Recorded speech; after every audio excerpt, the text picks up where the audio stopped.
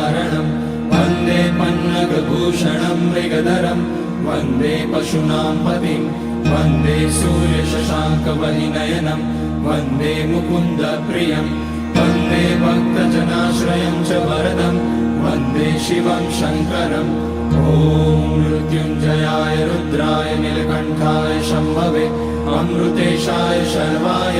महादेवाय ते नमः।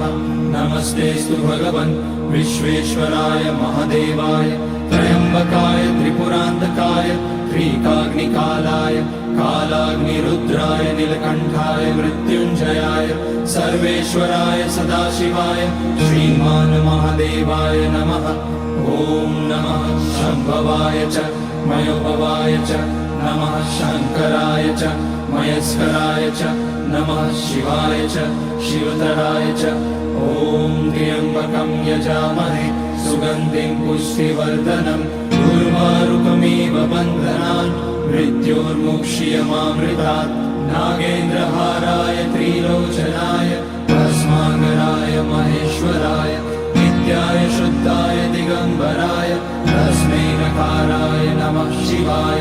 मन्दाकिनी सलिलचन्दनचर्चिताय नन्दीश्वर प्रमथनाथ महेश्वराय मन्दार पुष्य बहुपुष्य सुपूजिताय तस्मै मकाराय नमः शिवाय शिवाय गौरी वदनाब्जवृन्द सूर्याय दक्षाध्वरनाशकाय श्रीनीलकण्ठाय वृषध्वजाय तस्मै शिकाराय नमः शिवाय वसिष्ठकुम्भोद्भगौतमार्य मुनीन्द्रदेवार्चितशेखराय चन्द्रार्कवैश्वानरलोचनाय तस्मै वकाराय नमः शिवाय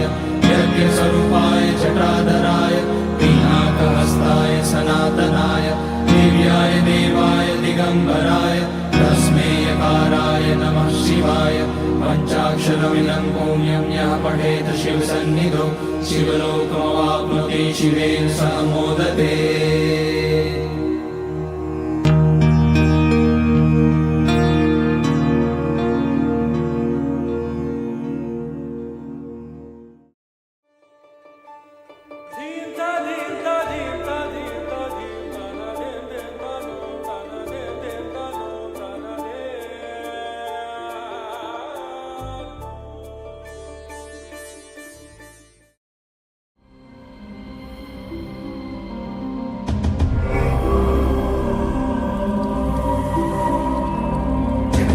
Sudeesa Bhavesa Vibho Parame